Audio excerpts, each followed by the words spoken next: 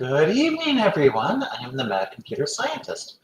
We'll get into things just shortly here, but we need to make sure everything is working the way it's supposed to be, including making sure my sound is going through my headset and not my mic, because otherwise we might get a weird echo.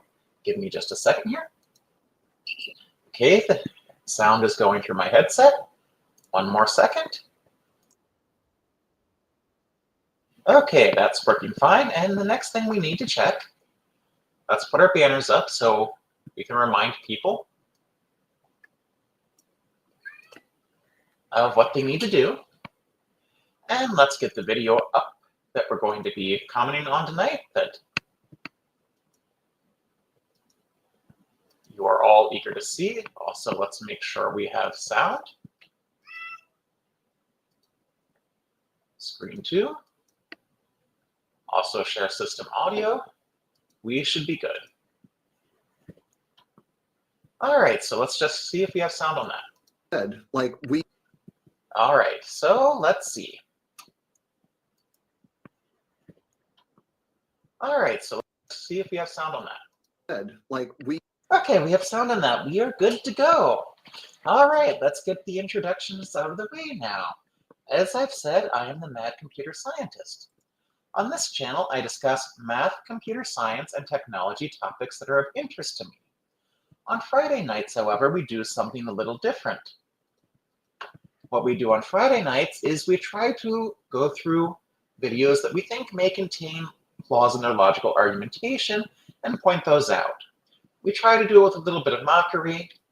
And when I saw Real Science Radio, who is not on screen here right now, I couldn't resist because there are people who think Kent Hovind has the most accurate science in existence, rather than Kent Hovind just has a well-rehearsed script. And I know every time I praise Kent Hovind, people are like, oh, he's not that, but yes, Kent Hovind is a gifted public speaker. However, I think they're commenting on a debate that took place. And Dr. Salvador, sorry, I don't know why I said a doctor. I don't think he's a doctor. I think he has a master's in engineering. Salvador Cordova, much like myself, does not have a relevant degree in biology. We agree that proteins, unlike cellular life, do not share universal common ancestry, right? We disagree about cellular life, but we agree that proteins don't share universal common ancestry. Proteins don't share universal common ancestry.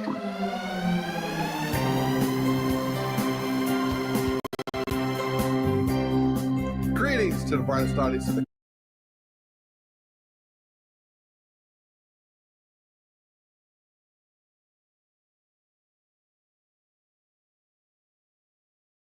And now we see our host. And before we get into this fully, I would like to remind everyone to like, comment, and subscribe. If you subscribe, be sure to ring that notification bell so you'll always get the latest updates. And if you find this content useful, be sure to share it out. country. Welcome to Real Science Radio. I'm Fred Williams. And I'm Doug McBurney, Bible student, science geek, amateur comedian. Fred, it is great to be back with you talking about real science on Friday. So the question is life more perfect than we imagined despite the problem of evil?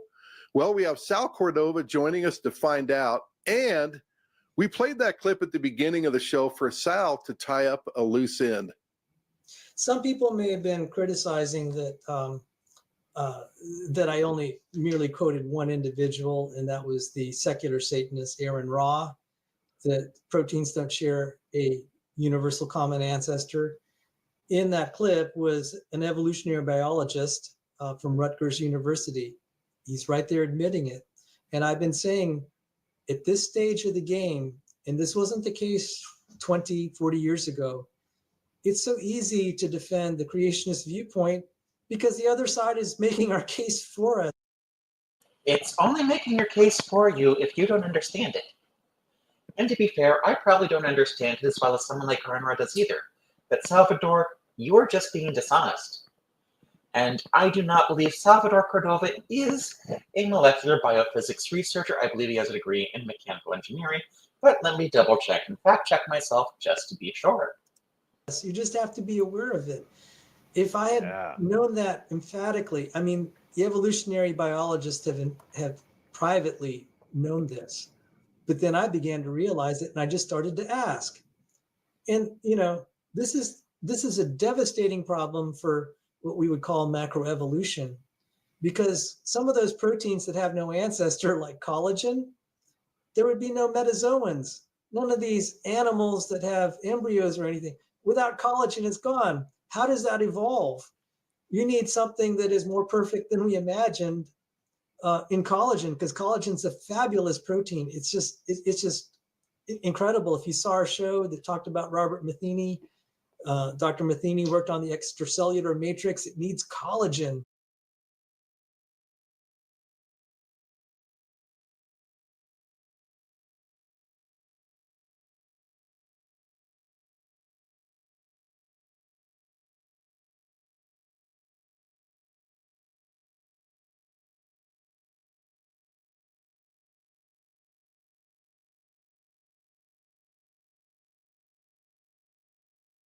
And there's so many of these other proteins.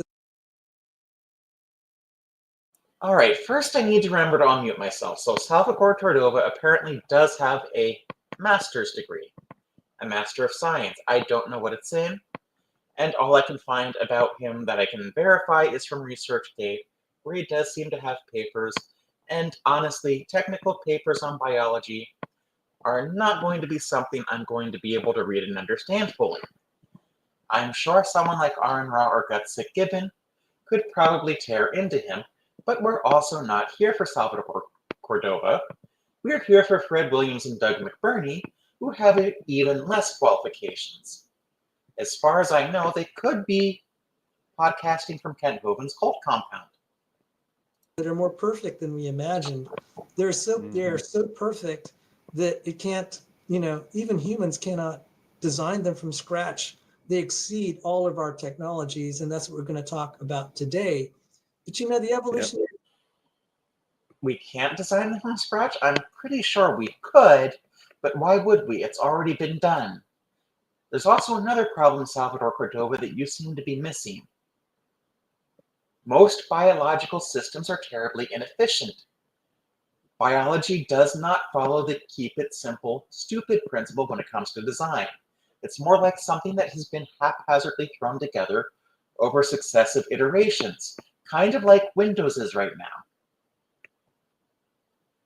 It's not necessarily designed well, and it would be better if it were designed from the ground up by someone else, scrapping the old design. Biologists, they'll admit this, and they just think it's no problem for evolution. They say that it's like the guy in the movies that has a spike right through his heart, right through his body, and they're still talking. Yeah. I mean, because that's huge. There's a lot of nails in the coffin of evolution, but that's a huge one, Sal. We loved it when you brought that. Would you like to specify any of those nails? Because I have a feeling there's one that's tetanus laden that is right through your foot right now. To our attention. Oh, the foot that's in your mouth, by the way? Last year. And, again, you've got a clip of this other molecular biologist saying the same thing, admitting this. He's got that big spike right through the heart of evolution. And what? Who is this molecular biologist you have a clip of? Would you like to show it to us, or are you just going to make confounded assertions? Yeah, it's amazing that they still, promote that theory. But again, great to have you back, Sal, to talk about, is life more perfect than we can have imagined? Yes. And so thank you for introducing, basically it's like a bad Monty Python bit with the spike. Maybe we could do a Monty Python type spoof on that very distinguished. Oh, Sal, I assure you the one difference between Monty Python and this radio show is that Monty Python most of the time was actually funny. All I see is these two people not make any intelligent comments whatsoever. Fellow from Rutgers University, which used to be a distinguished, back when there were distinguished universities, I think Rutgers was among them at some point. And so among the list of distinguished universities you consider, is Patriot Bible College one of them by any chance? He's somebody, and we appreciate you bringing that. But we've got Sal Cordova. He's a molecular biophysics researcher. He recently published a paper on structural bioinformatics through Oxford University Press, which relates to today's topic. He's a PhD student in biomolecular engineering, despite already holding 5 So, okay. That is why I was confused. I do believe he does have a degree in biomolecular engineering. However, a degree in biomolecular, I can't speak today. Biomolecular engineering does not give him the relevant expertise in evolution necessarily. He'll know something about evolution. science degrees. How many degrees does a guy need, Sal? He's got a master's in biology, applied physics from Johns Hopkins, undergrads in electrical engineering, mathematics, computer science. He's a graduate of Dulles Aviation Flight School. He's a licensed pilot, so he flies around too. And prior to all this, he studied concert level classical piano just to make the rest of us feel. Okay, so the guy studied a lot, but I'm going to ask you something that's really important here. How many of those things are actually related to the topic at all? Because most of them were not. I mean, I do believe that flying a plane is cool and all, and computer science is something we love on this channel, but very little of what you've mentioned has anything to do with biology. Next time, Doug, maybe you should actually try to limit yourself to the qualifications that are relevant. Feel like we just haven't accomplished much at all. And he made the cover of Nature magazine on top of all that. Welcome back, Sal. And he has a fantastic OnlyFans. Sal, it's great to have you. Well, thank you. I requested that we talk about my appearance in Nature in 2005. That was All right, I don't care, so we're going to skip.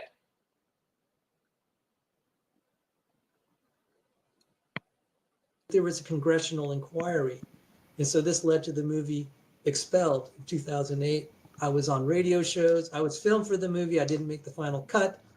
But there was something interesting in that article that has gotten lost. They actually released the poll, an informal poll that I conducted of college students. And that was, I said, how can someone who has a master's degree think an informal poll counts for anything? I asked the college students, and it was conducted by the campus freethinkers at James Madison University, not George Mason, James Madison. It said that in the article, George Mason. It's actually James Madison. The freethinkers conducted this poll, and they asked, as a general elective or to fulfill any elective requirements, would you like to take a class in intelligent design and or creationism, creation science? 75% said yes, 75%. And even if that's off by a factor of 10, it doesn't matter because, first of all, I don't know what James Madison University is. I suspect it's one that's going to be more Christian leaning when you polled these students. Let me Google that quickly. I also suspect you're not necessarily telling the truth. However, we also know the poll wasn't scientific, so it might have had a biased sample set. So, Bador, I know you know better. I know you've had at least one statistics course. Do better. Just like I should be doing better on this podcast.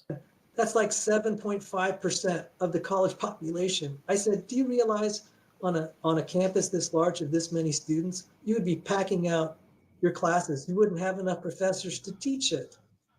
Yeah, And I knew I stumbled on something. I'm realizing the reason why.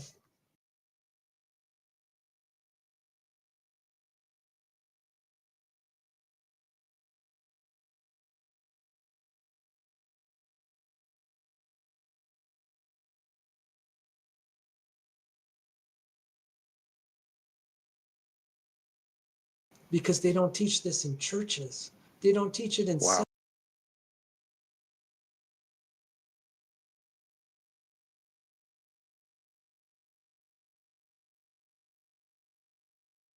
Yeah. In fact, there's all this watered down. Did you just say they don't teach intelligent design in churches? There is no way you know that isn't false. Sorry, there's no way you don't know that's false. Stuff where they're saying, oh, you can believe in evolution, and also And I think I would have a better time mocking myself tonight because I spent way too much time doing other work and having to meet another obligation, which is why the stream started late. Bible. By the way, I was a theistic evolution, so I'd act evolutionist before I became a creationist. So I agree with that. So you were on the right side, then you, for whatever reason, I'm guessing probably financial, because absolutely no one ever lies about creationism for money, that you decided to switch sides. But then they use that to suppress any discussion. And so you don't get it in the churches. You don't get it in the seminaries enough. You don't get it at Christian colleges. Sal, I would love you to invite any fundamentalist Christian church in the Midwest and ask if the pastor, if they do not teach intelligent design from the pulpit. I guarantee you most of them do. It's not taught the way it should be, to the level it should be. See, that's a different point. Maybe you should try the next time, Sal, to start with that. And so where do they get it?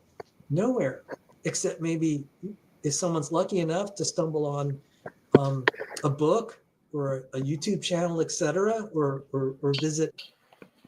And we all know YouTube channels are the best place to get information. Visit a place like the Institute of Creation Research. Or hear me out, you could go to some place that actually knows about evolution, like, I don't know, maybe Evolution 101 from Berkeley. It's not there. So I just wanted to say, look, the interest is there, and I'm working.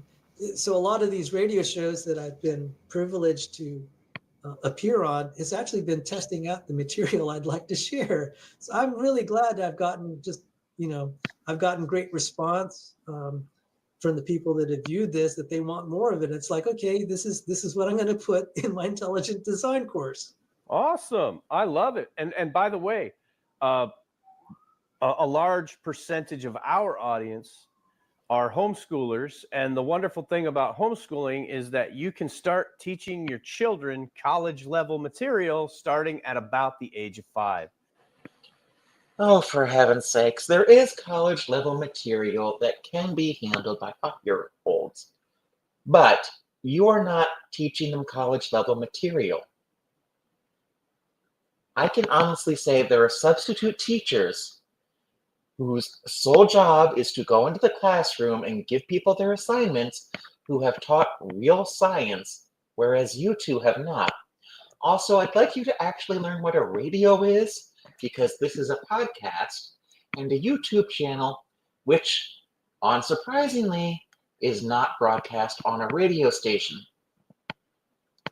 And so we'll try to make as much of this available to our homeschoolers as we can, because if by any chance any of the homeschoolers come across this, please do not listen to these two co-hosts here. They have no idea what they're talking about, and I've routinely seen them mock error bars using decimal points simply because they don't understand that, for example, when going through millions of years, or billions of years in some cases, that those decimal places are actually a substantial chunk of... I am going to hide this one tonight, I think. I am not doing well. that's probably the luckiest kid on earth, is the kid who learns that God is real and creation is real from the time they're born. That's No, the luckiest kid on earth is the one that was born to rich parents. anyway. That's Yeah. the greatest blessing you can give to your child, is to teach your child that God is real and creation is real. Yeah. Or instead of giving your child a blessing, you could give them a real education, which they might manage to get in a public school. Now, I'm not saying homeschooling can't be useful, but a lot of people use homeschooling to circumvent actual education. And that's why Real Science Radio is here and has scientists like Sal Cordova on, because it's a tragedy that the churches are so resistant to this, and we've all experienced it. It's amazing. Even conservative churches, it's too controversial. So This is foundational. Controversial is speak by these two morons for wrong. Oh, exactly. And I've done also informal polls. I've asked people that have, long Sal, come back when you've done formal polls. I have actually spoke with you in person. You are smarter than this. time Christians. When was the last time your pastor, not a visiting speaker, when was the last time your pastor defended the creation viewpoint from the pulpit and gave evidence and reasons to believe in creation? When was the last time your I'd rather religious leaders don't teach science overall. I'd rather religious leaders focus on moral teachings, spiritual teachings, things that will help people get along with each other better, and maybe, especially given how many Christians are Trump supporters, maybe just a little bit of critical thinking skills so they don't fall for that grift next time. pastor gave a talk about Noah's flood and the evidence for it? Why would they have to give a talk about the evidence for Noah's flood? There's nothing wrong with telling the story. You can even maybe get life lessons out of it, although I don't know what those life lessons would be. Amen. And a lot of them said, I've been in church 40 years, 0. And like, that was that was not an unusual response. Thankfully, I had a pastor-in-law in Solomon who had a background in chemistry and archaeology, and he touched on those subjects, not in detail that we do here. I at least had one. This is how, some of the most central things that would actually help someone with their Christian faith, it's avoided in the churches. It's avoided in places. So I'm really excited about this. And so, I'm looking forward to addressing it. And also the problem of evil, because I've looked at polls. Why? Oh, for heaven's sake. I don't care about the problem of evil either. I can give you the runtime complexity for the problem of evil, and I will be serious when I tell you it's 01. But the fact is, even though I'm serious when I'm telling you that, I know I'm joking when I calculate the runtime complexity for the problem of evil. Do the youth lead the faith? The two biggest ones are science and the problem of evil. And I'm going to try to. No, the biggest one is that the church, especially the churches you're talking about, encourage bigotry. Try to get it right, Salvador, next time. Cover that today. So I'm going to get a little philosophical, but I'll actually show some science to it. And then I'll show about, we've talked so much about real science, so you could visit some of the other shows, but that's the topic of today. By the way, the other issues were peripheral, but I thought one of them was the hypocrisy in the church. So it's like, well, I can't fix that. Okay. So bingo, we have an issue much higher than the problem of evil, the hypocrisy of the church. But it's not just hypocrisy. Most of us can handle a little hypocrisy in our lives. After all, we're all going to be hypocrites at some point. But most of us try not to say one thing and do another. But it's basically the way conservative churches treat certain minority groups. And that is going to have to change. And I don't think if you focus on the wrong thing, you're going to be able to change that. not in this show anyway. So Right. Well, you have to remind those kids that only the people in the church are capable of being hypocrites because we have a standard higher than ourselves to which we often don't attain. That is a total non sequitur. How can you say anything that clueless as to assert that only people in the church can be hypocrites? There is no requirement to believe in a God to be a hypocrite, Doug. You should go bang your head against the desk for even saying something like that. So I'm going to cover, I think the thing that has broken people the most and that nearly broke me is the problem of evil. And No, what broke my religious faith was simply not believing.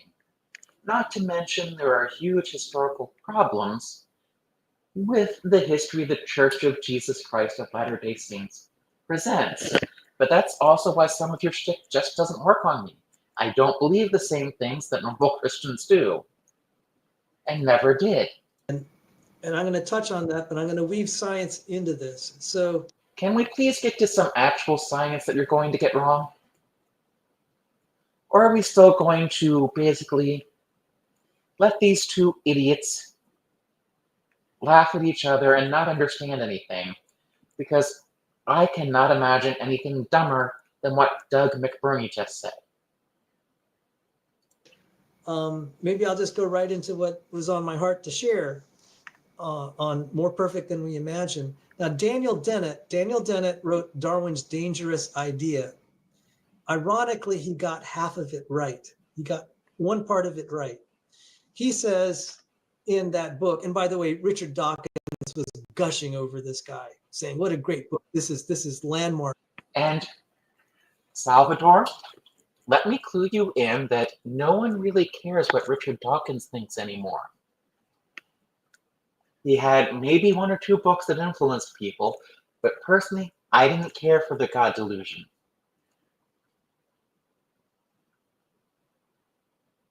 So maybe next time, try something relevant.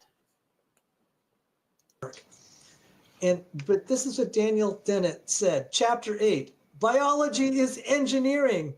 Biology is engineering. Oh, for heaven's sake. I have a feeling if I were an engineer, this would annoy me as much as the people who say DNA is a computer programming language do. I remember evolutionary biologists getting on my case, says, you don't belong in this. You don't belong in this debate because you're not a biologist. Well, Daniel Dennett came to my defense here. And I'd say, I'm an engineer, and biology is engineering. You got it right here by a Richard Dawkins endorsed, blessed, ordained evangelist. Why do I have a feeling this is a quote mine? I'm not going to look up this book because I simply don't care. Of Darwin. He says, biology is engineering. Now, let me read this quote from his book. It's half right, and you can probably figure out what's the other side, the other half that's wrong, but I'll read it. I want to make out the case that the engineering perspective on biology is not merely occasionally useful, not merely a valuable option, but the obligatory organizer of all Darwinian thinking and the primary source of its power. So even Darwinism will fail without engineering, an engineering perspective. It even fails without, you can't even have Darwinism without a design perspective. That's the irony. Obviously, the thing he got wrong was that Darwinism is the— Oh, Sal, this is just one person's opinion. It is my opinion that P does not equal NP. But my opinion doesn't count for anything until I can prove that. And if you have a degree in computer science, which I'm beginning to doubt, you should know why. creator of the designs. Yeah. It's like they're bumping up against that huge elephant in the room of intelligent design, and it bleeds into their thinking. They, if they just realize. I don't even get how that follows. Fred, in order to make a logical argument, you have to lead the person you're listening to the point you want to make, to the conclusion step by step. What you have done is just assert something. Hey, I should embrace this big elephant in the room because you can't get around it, but that's what they're doing. And then, okay, so what's the refutation of Darwinism? We covered it in another show, but briefly, we're finding out in the last 15, 20 years that Darwinian processes lead to loss of genes and complexity in organs. Oh my goodness. You have wingless beetles, you have blind cavefish, you have parasites that lose organs like their stomach. I mean, natural selection happens. It just doesn't build complexity the way Darwin envisioned. It's actually Darwin's own hypothesis is actually falsified. It's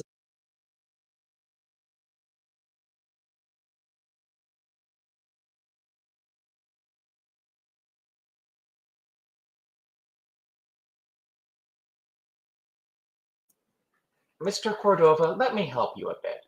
We know Darwin was wrong about some things. The theory of evolution has moved on. It's no longer Darwin's theory.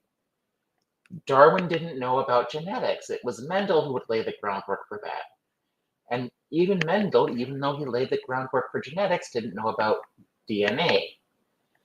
As science progresses, Sal, our understanding of it moves on. It has not moved closer to creationism, however.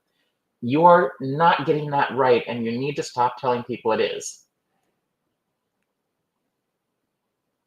and this is a theme that you'll hear me harp on. There's a lot of self-destruction going on in evolutionary biology. In fact, there's so much self-destruction, evolutionary biologists everywhere are still promoting it. Our job has gotten so easy now. This is the right time to be having an ID creation course. Jesus said, if you don't believe, And I'm sure that will be taught by all the top universities. I'm sure the one I attended will be offering it as soon as you present it to them. They'll even be eager to have you teach a course at the graduate level on it. believe in me, and there are a lot of people that are on the fence. They don't quite believe in Jesus. Jesus said, if you don't believe in me, John 10:38, study the works.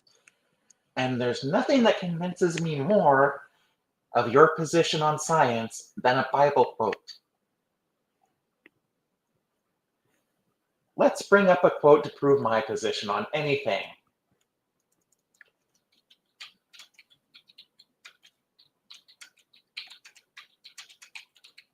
All right, so this is my quote to prove Sal Cordova wrong. That's just as relevant. It's 1 Nephi chapter 1, verse 1. I, Nephi, having been born of goodly parents, therefore I was taught somewhat in all the learning of my father, and having seen many afflictions in the course of my days, nevertheless having been highly favored of the Lord in all my days, yea, having had a great knowledge of the goodness and the mysteries of God, therefore I make a record of my proceedings in my days. See, just as relevant. Study the works. And this is, I'm just going to say, look, the works are so powerful, even the evolutionary biologists are having to self-destructing at this point. Their own experiments are the material I'm going to just Please provide evidence of them self-destructing. I would love to see a video of Richard Dawkins exploding. reference. You could decide for yourself. So we have titles like Genomes Decay Despite Sustained Fitness Gains. And yes, there's nothing that proves a point more than a headline from what appears to be a news article and not even a journal article. So And that's not in Creation Magazine, right? no, That's not in the CRSQ. The National Academy of Sciences, another top-tier journal from a top-tier organization. And why do I have a feeling someone who could go through it and read it would find out that you are basically misrepresenting it and very dishonestly misrepresenting it. And then the funny thing was we have books like this that say survival of the sickest. Yeah. Yep. We'll link to that show that we did with you on that, Sal. Thank you. Oh, great. We have books that say something. I have a book that says the Earth was created by pan-dimensional mice. So that must be true. Yeah. And by the way, I did study bioinformatics under evolutionary biologists. I mean, Also, bioinformatics is not about evolution. It is about reading genomes mostly. Or at least the stuff I've done with bioinformatics is about reading genome information. Because I had a grad school professor who was doing bioinformatics, and his introductory C course was trying to go through DNA sequence files and getting C to do something that would be much more easily done in Python using libraries for it. These are sweet guys. I hate just destroying the thing that they've, I mean, I'm sorry I have to be at odds with them. Well, that's okay, because guess what, Mr. Cordova? They are right. You are not. Because a lot of them are really sweet people, but their theory is wrong and it's destroying lives. Yeah, so Sal, you're talking about gene loss driven by evolution. I mean, gene loss. I thought. Oh, for heaven's sakes. There is nothing that says genes have to be gained during the evolutionary process. If a gene actually hinders the survival of a species, it makes sense to lose it. We were supposed to gain genes. I thought No, we don't. we were supposed to. So basically, is this Frank? Frank, I'm going to give you a little tip. Don't listen to Kent Hovind about any science. You'll actually start learning more if you listen to people who actually know science than you will by listening to Kent Hovind. Gain information over time. How is evolution supposedly working? And and you mentioned some of the mutations that are harmful. Well, if I recall, and Doug, remember from Professor Dave when we refuted some of his stuff. No, you didn't. I remember you not understanding things like statistics in that video.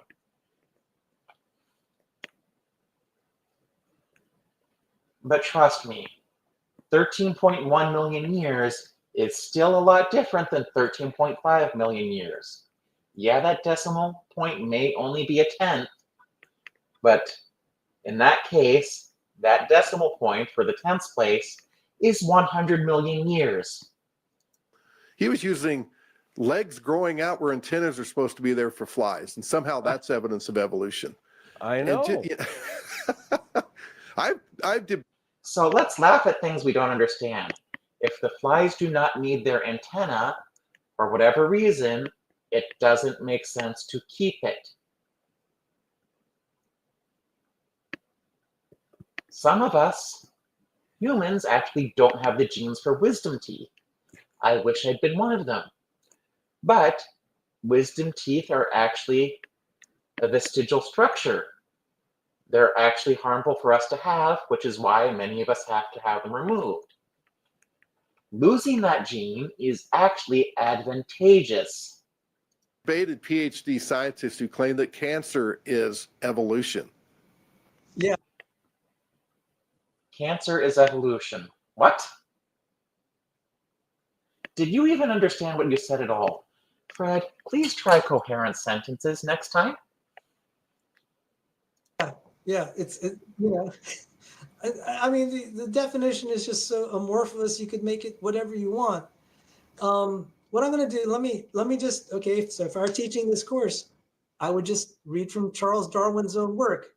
He said, one cannot look at this universe with all living productions in man without believing that all has been intelligently designed. Who said that? Charles Darwin. Are you going to include the next part of the quote on screen? Because I know you haven't. Let's see if he says it.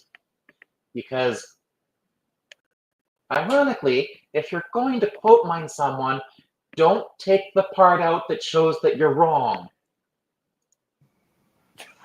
No, they didn't. Let's go back and read that because they forgot to include it.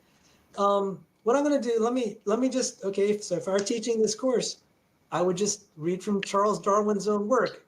He said, one cannot look at this universe with all living productions in man without believing that all has been intelligently designed.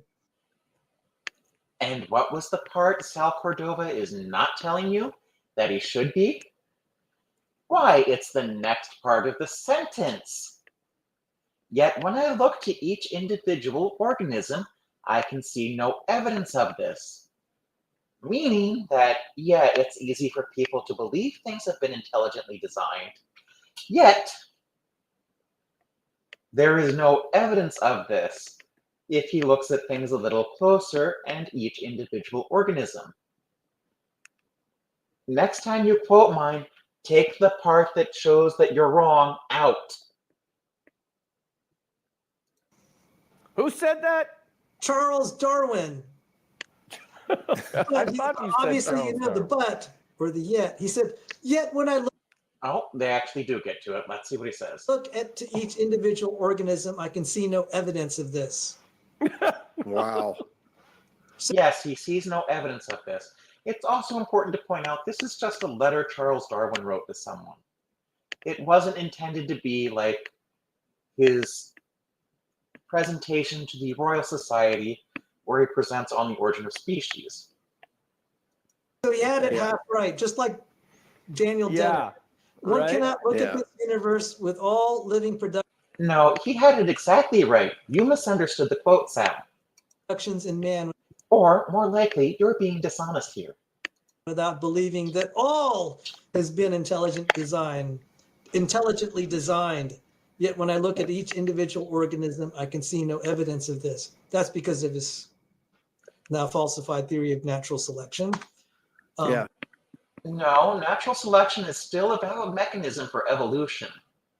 It hasn't been falsified. It's just moved on, and the theory has been modified.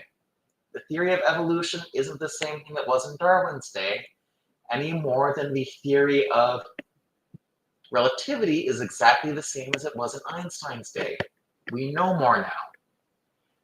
Generally, what happens in science is if we find something that's right, or at least we're fairly certain it's right, we refine the theories as we get more information. There's a reason why no one's going closer to intelligent design. It's because intelligent design is just repackaged creationism. Kitzmiller versus Dover showed this pretty conclusively in a court of law, and that happened in my home state. And his Yeah. worldview, and 150 years Yeah. later, you know, with all we know about genetics and the cell and DNA and all these things that are.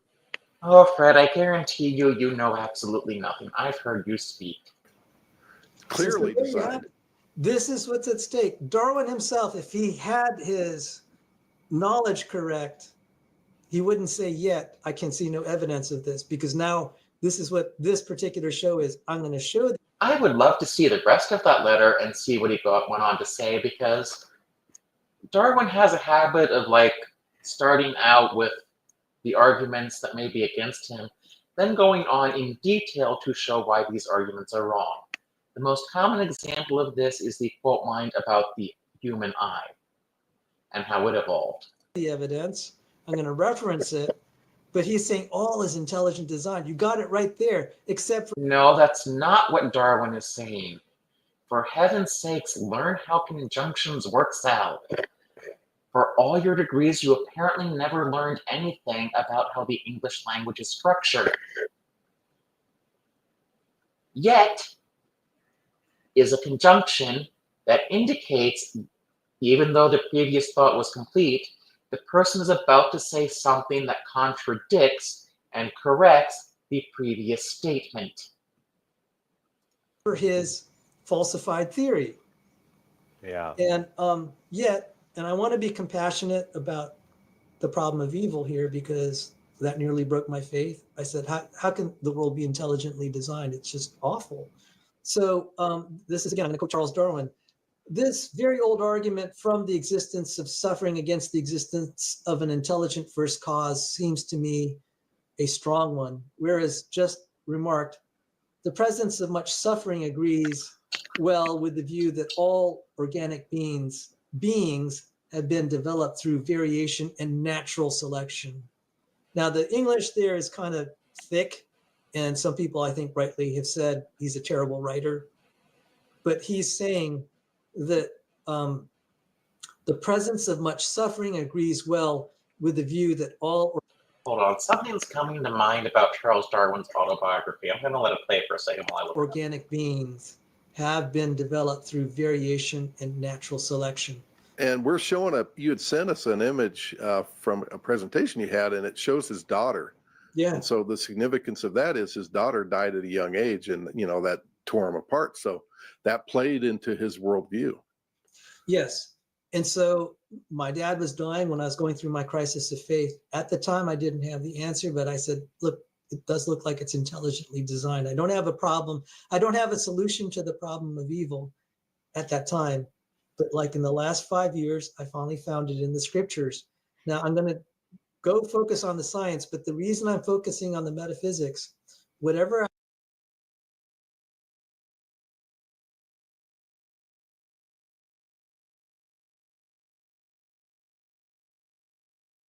If you listen to me speak, especially at the beginning of this stream, I don't sound very intelligent tonight. Because I was just going too fast and mixing up words. I say about the perfection of biology, it may go in one ear and out the other because you're aware of the pain, especially people that have lost a loved one. It's like that's just overwhelming everything else. Even if you want to believe in Christ, like I did, I'm just like, well, what do I do with all the pain? I can't deny I have a broken heart. This is very interesting because Charles Darwin also said in Origin of Species, chapter 6, he used this phrase, organs of extreme perfection and complication. Organs of extreme perfection and complication. So you have a paradox here. You have. So you're choosing a phrase he used to prove what exactly? I mean, this has to be fully lifted out of context. And I would love to know what it is, but I don't have time to look up every single one of the quote lines you're using. This is why it's better, if I had seen this before, to actually go through and find these sources and make sure you're quoting them correctly. At least you made the one thing easier for me, Sal, by making sure you included the part of the quote line that showed that you were wrong. Organs of extreme perfection and complication. And yet he also said elsewhere, what a book a devil's chaplain might write on the clumsy, wasteful, blundering, low, and horridly cruel works of nature. Paradoxically, he sees intelligent design and suffering. I would love to know what the context of the first quote is. For all I know, it could be a chapter heading where he's actually being a little bit sarcastic. I mean, I don't know what Darwin's sense of humor was like. Unfortunately, we don't really record this stuff, but I have a feeling it might just be him arguing against the idea that there are organs of extreme perfection and complication, or in this case, that over time, some organs actually do get very good at performing a certain job, and they seem to be nearly close to extreme perfection and complication. Also, I know how creationists love to do this, but until you give us a way to measure complexity, please stop bringing it up. But isn't that the Christian worldview? The world is designed, but also cursed and in need of a savior. I don't think he realized how close he was to understanding Christian doctrine. Organs of extreme perfection and complication. How close he was to understanding Christian doctrine? For most of his life, Darwin was not an atheist. He wasn't even non-religious. Like many people in England, he belonged to the Anglican Church. Now, those people who have studied him more extensively than I have know that he actually did lose his faith towards the end of his life, but that didn't have anything to do with biology. From what I understand, it was the problem of evil, especially after he lost his daughter. And yet a world that's cursed and in need of a savior. Yeah, and so Charles Darwin. See, this is also something I don't get. Why do we need a savior? Seriously, why? And I know you're going to give me something about being fallen, but think about it. Why would a God that you believe loves us set us up to fail the way he did in the Garden of Eden? And one of the things that baffles me about many people and their religious beliefs is that they want to worship a God that's exactly as petty as they are. And personally, I think if there is a God, I don't want him to be as petty as I am. I want him to be what Christians think he is. Darwin is a textbook example of a victim of poor Christian doctrine from early life. His parents were messed up. Their theology was messed up. They didn't understand. And Are you going to back up this assertion with any evidence? Now, messed up theology really doesn't mean anything. Messed up theology is not the crutch you think it is.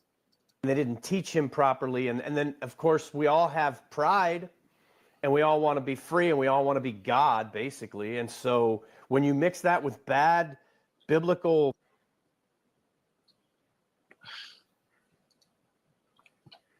Well, Andrew, I have asked them what's the runtime complexity of DNA in the past, and they don't answer. Because most of them just stare at me blankly, not understand what I asked them. Foundation from the time you're born, it's a recipe for disaster, and it's produced almost 200 years of unmitigated disaster in science. And Unmitigated disaster in science? Things that our evolutionary understanding has given us include vaccines, antibiotics. How we can work against antibiotic resistance comes from our knowledge of evolution, and the fact that antibiotic resistance will evolve is part of evolutionary theory. And one thing we can also do with at least a very basic understanding of evolution is cultivate new varieties of plants. Now, admittedly, we're actually manipulating evolution in a way nature doesn't do, which is why it's called artificial selection rather than natural selection. But to come up with a new breed of dog requires the use of evolutionary principles. I'm glad you're helping to clear it up a little bit, Sal. So how did I start to get out of that dilemma? Ironically, it was in electrical engineering. And I'm going to share... Oh, for heaven's sakes. Electrical engineering helped you get out of a biological dilemma? What? Let's see what he has to say, because this has got to be one heck of a non sequitur. that. There is a paradox in engineering of designed errors, and that gave me just a little bit of a hint. Would any designer actually build something bad into a perfect design? And has any designer ever made a perfect design? I don't think so, Sal. You could find Wikipedia articles on this. But Sal, as an engineer, you should also know, even though it's not a science thing and it's not something that actually would disprove there is a creator, you should also know that the keep it simple, stupid principle suggests that the God you believe in is a really terrible engineer. Because the hallmark of a good design is efficient simplicity. If you're trying to write down on a piece of paper and you're trying to write as compactly as possible, you'll start to make errors. You know, if you try to write really compactly, there'll be errors. And this is an interesting question in information theory. And people have probably heard the name Claude Shannon. He invented the word bit. He was the founder of the information age. And you can look, he had the famous Shannon-Hartley theory of communication. It's so famous that, in fact, I've never heard of it.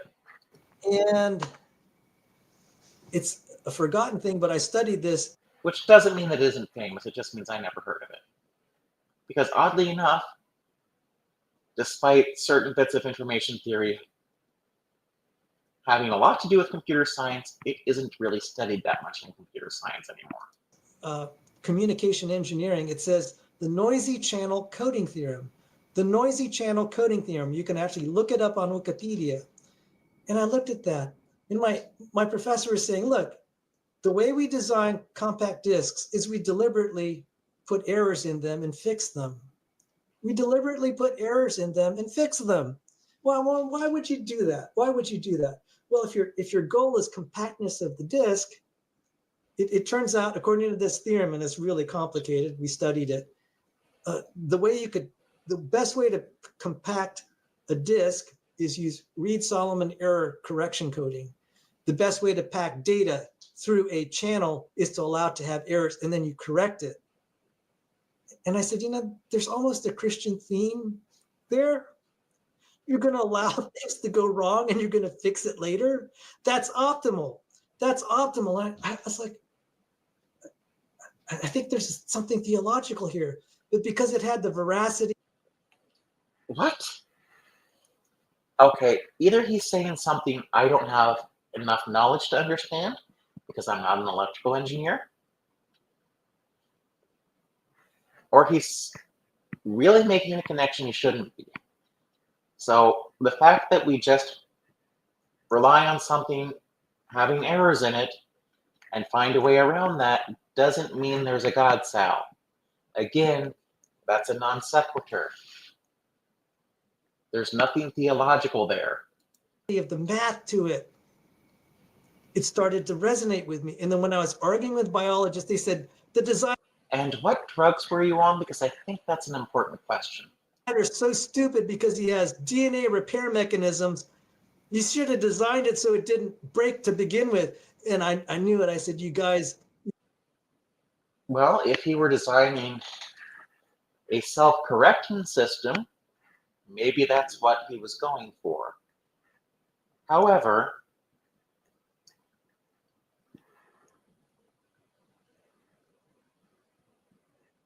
he didn't need. However, we do not know if the DNA, RNA, trans to protein process, with all that entails, is the most efficient way to do that, or if we could find some other more efficient way to do it. The problem is a lot of biology, especially biochemistry, is needlessly complicated. There are more efficient ways of doing things, and many people who study biochemistry don't believe in God for that reason. Now, the reason why mathematicians, computer scientists, and engineers believe in God is because it's their job to design things. They're more likely to say, hey, I made something like this, so maybe we need something to make something like us.